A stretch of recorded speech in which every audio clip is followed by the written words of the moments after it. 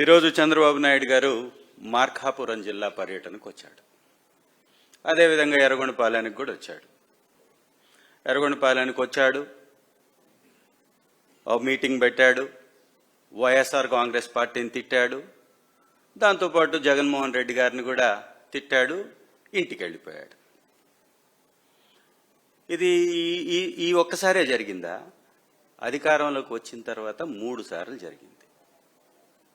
ఈయనే చెప్పాడు 4 సార్లు ముఖ్యమంత్రి నేను, ఎంత తవ్వితే అంత అగాధం కనపడుతుందంట. మరి ఆ అగాధం నువ్వే చేసి ఉండాలి కదా. నువ్వే కదా అత్యంత ఎక్కువ సార్లు వెలుగొండ ప్రాజెక్టు స్టార్ట్ అయిన తర్వాత ముఖ్యమంత్రిగా ఉన్నటువంటి వ్యక్తివి. ఈ రాష్ట్రాన్ని అనేక సార్లు పరిపాలించినటువంటి వ్యక్తివి, 4వసారి ముఖ్యమంత్రివి. నువ్వే కదా, మీరే కదా ఈ అగాధానికి, ఈ గోతులకి, ఈ గుంతలకి, ఈ ప్రమాదాలకి, ఈ పరిస్థితికి, ఈ ఆర్థిక దుస్థితికి మీ యొక్క చేతగాని తనం, పరిపాలన కారణం కాదా? వచ్చావా వెలుగొండకి, మంచిదే. ఒక ముఖ్యమంత్రిగా ఒక ప్రాజెక్టు దగ్గరకు వచ్చినప్పుడు ఆ ప్రాజెక్టు మీద కొంచెం బాధ్యతగా వ్యవహరించాల. మా వైపు ఒక సామెత ఉంటుంది, సిద్ధడు అద్దంకి వచ్చాడు వెళ్ళాడు అని. మిగిలిందంతా సేమ్ టు సేమ్. సిద్ధడు అద్దంకి వస్తాడు, వెళతాడు, ఏమీ జరగదు అక్కడ. వీరు కూడా అలాగే ముఖ్యమంత్రి గారు పదే పదే ముఖ్యమంత్రి గారు, అలాగే మంత్రి, ఇరిగేషన్ మంత్రి ఆయన కూడా వస్తుంటారు. రామానాయుడు గారు డ్రామాలు మాత్రం బ్రహ్మాండంగా వేస్తుంటాడు. ఒకసారి సైకిల్ దొక్కుతూ, ఇంకొకసారి కేక్ కట్ చేస్తూ, ఇంకొకసారి అక్కడ లోపల కూర్చొని టిఫిన్ చేస్తూ, ఇంకొకసారి ఏదో ఉన్నట్టుగా ఇట్ట ఏలు పైకి చూపిస్తూ ఈ డ్రామాలు మాత్రం బ్రహ్మాండంగా వేస్తుంటారు. వెలుగొండ ప్రాజెక్ట్ చరిత్రని తెలిసి కూడా వక్రీకరించి వక్ర భాష్యం చెప్పేటటువంటి ఈ కార్యక్రమాలని నిజంగా చేయడానికి కొంచెన్న ఆత్మాభిమానం, ఓ బాధ్యత, ఒక హోదా గుర్తురాదా మీకని అడుగుతున్న చంద్రబాబు గారు. 3 జిల్లాల కన్నీటి గాథ వెలుగొండ ప్రాజెక్ట్. మరీ ముఖ్యంగా పశ్చిమ ప్రకాశం, మా జిల్లా ప్రకాశం జిల్లా వాసుల యొక్క, ఉమ్మడి ప్రకాశం జిల్లా వాసుల యొక్క ఒక సంజీవని. వెలుగొండ కొండంత అండ అని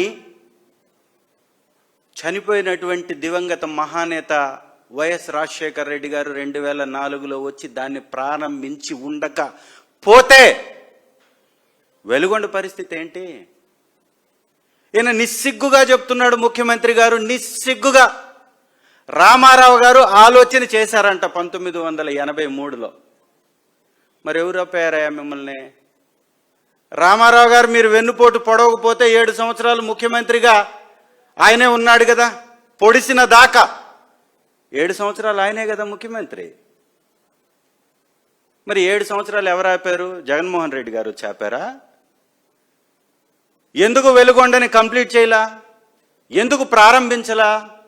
ఎందుకు పర్మిషన్లు తీసుకురాలా? ఎందుకు డిపిఆర్ సిద్ధం చేయలా? ఎందుకు అనుమతుల్ని తీసుకురాలేదు? ఎందుకు ప్రాజెక్టు నిర్మాణం యొక్క ప్రణాళికలు సిద్ధం చేయలేదు ఎన్టీ రామారావు గారు? ఒకసారి చెప్పగలరా చంద్రబాబు గారు? 7 సంవత్సరాలు ఎన్టీ రామారావు గారు ముఖ్యమంత్రిగా ఉన్నప్పుడు మీకు వెలుగొండ ప్రాజెక్టు గుర్తు రాలేదా? ఆ రోజు మీరు రాజకీయాల్లో లేరా? ఆ రోజు ముఖ్యమంత్రిగా ఉన్నటువంటి ఎన్టీ రామారావు గారి మీద ఎప్పుడన్నా ఒక్క మాట మాట్లాడారా? అయా వెలుగొండ ప్రాజెక్టు పశ్చిమ ప్రకాశం జిల్లా వాసుల కళ, ఒక సంజీవని, ఒక కొండంత అండ అని మీరు ఎందుకు మాట్లాడలేకపోయారు? మరి ఎన్టీ రామారావు గారు 7 సంవత్సరాల్లో పుల్లని తీసి పుల్లని పక్కన పెట్టల వెలుగొండ ప్రాజెక్టుకి. ఆ తర్వాత మీరు వచ్చారు. 1996లో పార్లమెంట్ ఎలక్షన్స్ ఉన్నాయి కాబట్టి హుటాహుటిన శంకుస్థాపన చేశావు. వచ్చి మీ మామకి వెన్నుపోటు పొడిచినట్టుగానే వెలుగొండ ప్రాజెక్టుకు కూడా వెన్నుపోటు పొడిచావు. 1996లో ఎలక్షన్స్కి ఒక స్టంట్ వేశాడు, ఒక డ్రామా. 10 లక్షల రూపాయల ఖర్చుతోటి శంకుస్థాపన చేశాడు. తర్వాత ఎన్ని సంవత్సరాలు ముఖ్యమంత్రి? 9 సంవత్సరాలు ముఖ్యమంత్రి. ఈ 9 సంవత్సరాలు మీరు, 7 సంవత్సరాలు రామారావు గారు, 16 సంవత్సరాలు తెలుగుదేశం పార్టీ ముఖ్యమంత్రిగా ఉండి కూడా వెలుగొండ ప్రాజెక్టు ఖర్చు చేసింది ఎంతో తెలుసా? అక్షరాల 10 లక్షల రూపాయలు మాత్రమే. అంటే 5,840 రోజులు పదవిలో కూర్చున్నటువంటి ఎన్టీ రామారావు గారు, చంద్రబాబు నాయుడు గారు ఇద్దరు కలిసి వెలుగొండ ప్రాజెక్టుకి మీరు కేటాయించింది, మీకు ఖర్చు చేసింది 10 లక్షలు. ఇది మీ చిత్తశుద్ధి, ఇది మీ సవతి ప్రేమ వెలుగొండ మీద. ఇంకా నిస్సిగ్గుగా ఇంకొకరి కష్టాన్ని దొంగిలించేటటువంటి ప్రయత్నం. సినిమాల్లో పేర్లు ఉంటాయి కదా, టక్కర దొంగ, జేబు దొంగ. ఈ విధంగా ఇతను క్రెడిట్ దొంగ. చంద్రబాబు క్రెడిట్ని దొంగతనం చేస్తుంటారు. ఇంకొకరి కష్టాన్ని, హైటెక్ సిటీ ఎవరో ప్రారంభిస్తే నాదంటాడు.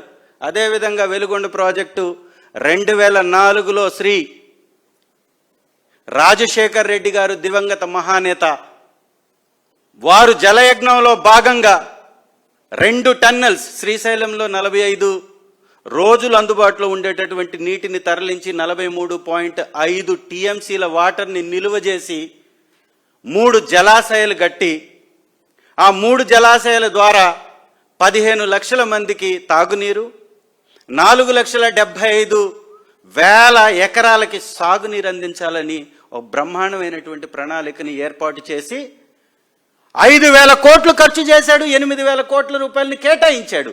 ఇది నాయకుడి యొక్క లక్షణం. అప్పటి వరకు శంకుస్థాపన చేసిన చంద్రబాబు నాయుడు గారు తట్టడు మట్టిదీలా. వెలుగొండ పేరు చెప్తే గుర్తొచ్చేది రాజశేఖర్ రెడ్డి గారు తప్ప ఆ ప్రాంత ప్రజలకి మరొకరు గుర్తురారు.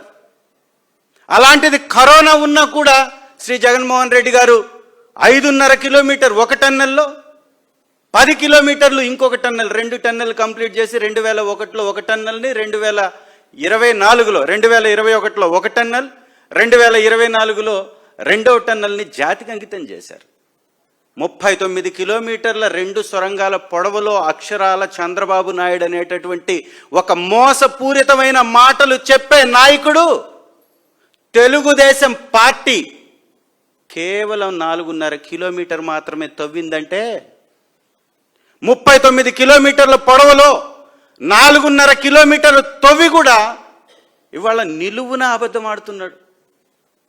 నిజంగా ఇవాళ ఆయన చెప్పినటువంటి లెక్కలు చూస్తే ఎంత నిస్సిగ్గుగా మాట్లాడుతున్నారు చూడండి. 16 సంవత్సరాల్లో వెచ్చించింది 10 లక్షలు. ఇవాళ ఖర్చు అయినట్లుగా వారు చూపిస్తున్నటువంటి లెక్కలు దాదాపు 6,300 కోట్ల రూపాయలు ఖర్చు అయిపోయినట్లుగా, 6,736 కోట్లు ఖర్చు పెట్టినట్టుగా చూపించారు. మరి వైఎస్ఆర్ గారి కుటుంబం ఖర్చు పెట్టి ఉండకపోతే, వైఎస్ఆర్ గారి కుటుంబంలో పరిపాలించినటువంటి వాళ్ళు ఆ ప్రభుత్వం ద్వారా వెచ్చించకపోయి ఉన్నట్టయితే నువ్వు పెట్టిన 10 లక్షలు కాక నువ్వు చేసిన ఖర్చు ఎంత? నీకు నిజంగా ప్రేమ ఉంటే ఈ 2 సంవత్సరాల నుంచి 500 కోట్లు ఒక సంవత్సరం చొప్పున ఇచ్చినా కూడా 1,000 కోట్ల రూపాయలు R&R ప్యాకేజ్ ఇప్పటికి ఇచ్చేసి ఉండేవాళ్ళు కదా. మరి ఎందుకు ఇవ్వలేదు? ఇవాళ 900 కోట్లని ఆశ చూపించి 300 కోట్లు ఎవరికి ఇవ్వాలని, ఎవరిని మోసం చేయాలని? 2019 వరకు కట్ ఆఫ్ డేట్ పెట్టినప్పుడే దాదాపుగా 7,350 కుటుంబాలకు ఇవ్వాలి, 12.5 లక్షల చొప్పున. ఆ రోజు మిస్ చేసినటువంటి కుటుంబాలు దాదాపు 1000 ఉన్నాయి. ఆ 1000 కూడా కలిపితే 8,350 కుటుంబాలు. 2019 తర్వాత మళ్ళీ ఇంకొక 1,500 కుటుంబాల్లో వాళ్ళు 18 సంవత్సరాలు నిండి వయసుకొచ్చి పెళ్లిళ్ళు చేసుకొని సపరేట్ కుటుంబాలు ఉన్నటువంటి వాళ్ళు ఇంకో 1,500 ఉన్నారు. 2,500 కుటుంబాల వాళ్ళు తిరగనటువంటి గడప లేదు, తొక్కనటువంటి అధికారి ఆఫీస్ లేదు, కొట్టనటువంటి తలుపు లేదు. ఈ రోజు వరకు కూడా వారిని గుర్తించలా. వారికి ఇవ్వాల్సినటువంటి R&R ప్యాకేజీకి సంబంధించినటువంటి ఊసే లేదు. ఇవాళ డ్రామా ఆడడానికి వచ్చి వెలుగొండ ప్రాజెక్ట్ క్రెడిట్ని చోరీ చేసేటటువంటి ప్రయత్నం చేయడానికి సిగ్గుపడమని మనవి చేస్తున్నా. వారు ఇంకో మాట కూడా అంటారు, నేను 4 సార్లు ముఖ్యమంత్రి అని. అది గుర్తుందా చంద్రబాబు గారు మీకు? 83లో ఎన్టీ రామారావు గారు తలపెట్టినటువంటి వెలుగొండ ప్రాజెక్టుకి ఈ రోజుకి మీరు పట్టుమని 1000 కోట్లు ఖర్చు చేయలేదు అని మీరే మీ లెక్కలు చెప్తున్నాయి అంటే, మీ లెక్కల ప్రకారమే దాదాపు 3844 కోట్లు ఖర్చు పెట్టాలంటున్నారు మీరు. మరి ఎంత కేటాయించారండి? మరి 2 సంవత్సరాల్లో మీరు కేటాయింపే చేయకపోతే ఎప్పుడు ఖర్చు కంప్లీట్ అవుతుంది?